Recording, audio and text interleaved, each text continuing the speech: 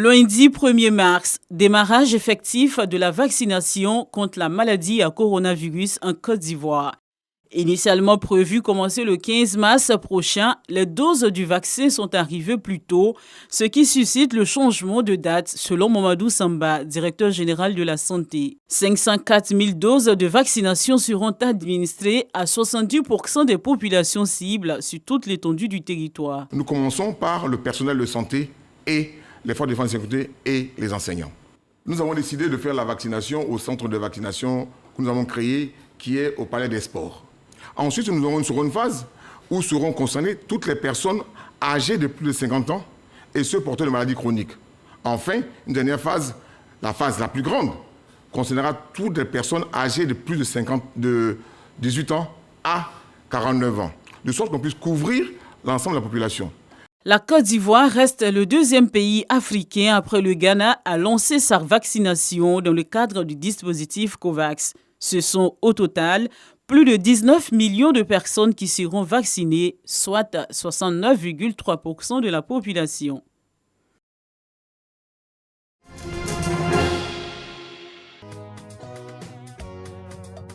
Grand Bassam, plaque tournante du tourisme balnéaire sur cette plage quasi déserte, une seule ombre profite de la brise marine. Nous sommes vendredi, un jour d'ordinaire, de grande affluence. J'aime être au bord de l'eau, ça me profite parce que dès que j'ai un petit souci, juste me retrouver au bord de l'eau, ça m'aide à dégager. En tout cas, je me retrouve, restaurée. À quelques encablures de là, le village de Mondoukou, aussi réputé pour son attrait touristique. Dans cet hôtel juxtant la mer, deux amoureux comptant fleurettes. Ils profitent du calme plat qui y règne. C'est un endroit splendide, paisible. Il y a le bon vent, c'est paisible, c'est calme. Il m'arrive souvent de sortir. Moi, je trouve l'espace bien, chic, calme. En tout cas, pour moi, c'est bon, c'est bien. Des visiteurs, l'hôtel en a besoin. Le nombre de clients s'est réduit comme peau de chagrin ces derniers mois. On n'a plus des touristes comme avant, on avait des touristes qui venaient, mais ce sont les nationaux qui viennent. En semaine, on n'a pratiquement pas de clients. À Grand Bassam, l'hôtellerie et la restauration se noient. En cause, la pandémie à coronavirus. Ce sont au total 3 000 employés au chômage, ce qui occasionne 317 millions de pertes mensuelles. Nous l'explique ici le président des hôteliers et restaurateurs de Grand Bassam. Quand le Covid est arrivé, c'était venu pour nous assommer carrément. Parce que vous savez qu'à Grand Bassam, il n'y a pas d'autres activités si ce n'est pas l'hôtellerie. Et le tourisme, nous on vit que du tourisme et on vit que des hommes. Les gens ne sortent pas, il n'y a plus de visites à l'extérieur, donc véritablement, ce n'est pas vraiment radieux pour nous. Puis, l'aide annoncée par l'État peine à arriver selon Alassane Ouattara. On n'a pas été subventionné, l'État avait décidé, tout le monde le sait. Et il faut le dire aussi que c'est par tranche de catégorie de travail. Ce n'est pas une subvention, c'est un prêt que l'État nous donne. Donc il faut remplir certaines conditions, les critères qu'ils ont dit, qui est géré par le Fonds de soutien des PME. Remplissait effectivement ces conditions-là? Oui, il y a des hôtels qui remplissent des conditions. Mais la documentation est lente. Il faut le dire que la documentation était trop difficile au départ. Il y a eu d'abord un premier jet. Et jusqu'à aujourd'hui, je ne peux pas dire que beaucoup d'opérateurs à Bassam ici ont reçu ce financement.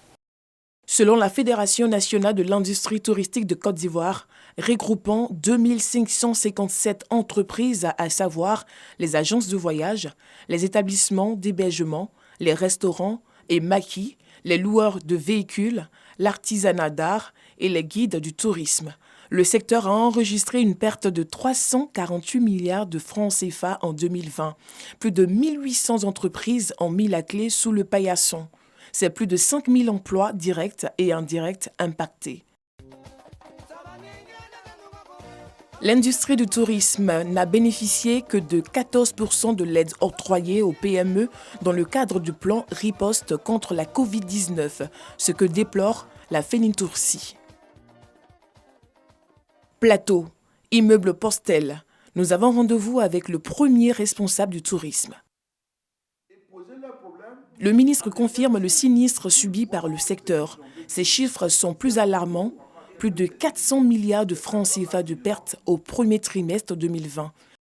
2020 a été une année noire pour le tourisme, étant entendu que nous perdons 70% du chiffre d'affaires dans le milieu du tourisme et des loisirs.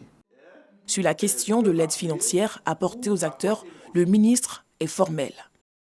Nous sommes à la recherche des possibilités pour promouvoir davantage le tourisme. Quand ils ont une faiblesse dans leur dossier et qu'il y a des manquements, c'est ne pas s'enfermer dans une logique de dire on m'a refusé, c'est de venir vers l'autorité à l'effet d'être saisi pour qu'il soit rendu éligible si tant est que le problème qu'il pose et les difficultés auxquelles ils sont confrontés sont des difficultés qui peuvent avoir des solutions. À l'internat, sanctuaire des musiques urbaines, le secteur du spectacle tente de renaître. À l'affiche ce jour, Ariel Chenet, l'une des grosses pointures du coupé-décalé après la disparition du maître Arafat DJ.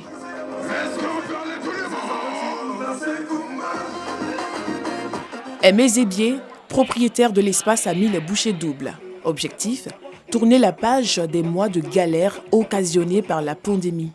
Cet espace, c'est un espace qui emploie entre 60 et 70 personnes. Et 70 personnes sans activité, vraiment c'était véritablement pénible. Et Dieu merci, les choses sont entrées en ordre. À l'internat, tout le monde le sait, c'est entre 1500 à 3000 personnes avant la Covid. Et puis après, la Covid est arrivée. Comme on l'a dit, l'espace était fermé. Et quand c'est fermé, ça veut dire qu'il n'y a personne. Voilà, et puis bon, après, il y a eu comme ça la réouverture. Ça a été vraiment timide parce qu'il fallait respecter parce que toutes les mesures, barrières, aujourd'hui, bon, c'est un peu allégé et le monde commence à revenir. Le secteur des spectacles et de la nuit enregistre 500 établissements affiliés au MOPEN, le mouvement des opérateurs économiques des établissements de nuit et de débit de boissons.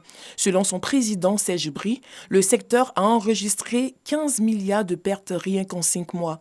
Il doit son second souffle au plan de riposte gouvernemental qui y a injecté plus de 11 milliards de francs CFA en prêts et en subventions, soit 4,2 milliards pour le secteur de l'informel et 1,5 milliard pour les PME. Les promoteurs de spectacles, longtemps restés sans activité à cause de la Covid-19, ont pu, pour les fêtes de fin d'année, organiser plusieurs concerts de haut niveau dans la capitale économique. Les mélomanes ont pu renouer avec l'ambiance des salles et vibrer au rythme des sonorités musicales de Gims, Fally Ipupa, Sanguila et Nino. Victimes également de cette pandémie, les agences de voyage avec la fermeture des frontières terrestres et aériennes en mars 2020. Conséquence, plusieurs agents mis au chômage technique. Moi, j'ai été très peinée de passer dans les rues où il y avait des bureaux comme nous qui aujourd'hui n'existent plus. C'est très touchant d'entendre des prestataires quand on appelle « Est-ce que votre résidence est toujours là ?» Non, on a libéré l'appartement, non, on a libéré la villa parce que bon, on ne pouvait plus assumer ces charges-là. Le secteur du tourisme a payé un lourd tribut à la pandémie à coronavirus. L'avènement d'un vaccin est porteur d'espoir. Au ministère du Tourisme, l'on pense déjà à l'après-Covid et ses exigences de relance du tourisme avec le projet Sublime Côte d'Ivoire.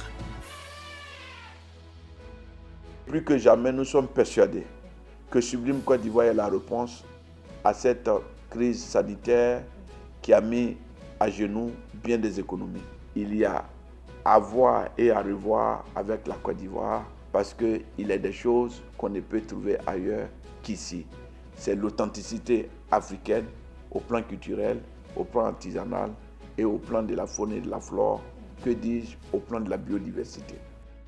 Le tourisme, c'est 7,3% du produit intérieur brut ivoirien. Pour la survie de ce secteur, le ministre Siandou Fofana invite les acteurs à respecter et à faire appliquer les mesures barrières afin d'éviter de nouvelles restrictions. Des restrictions qui pourraient constituer un frein à l'essor de l'un des piliers de l'économie ivoirienne.